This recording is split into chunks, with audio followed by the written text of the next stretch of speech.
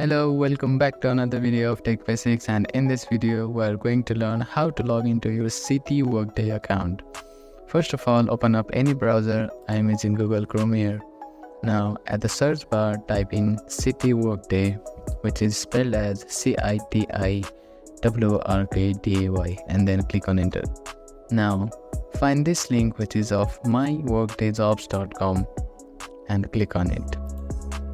After that, you will be redirected to another page which is of Citi Workday. Now click on accept the cookies. At the top right corner, you can see a sign in option. Now click on it. After that, type in your email address and password. Now click on sign in button to log into your Citi Workday account.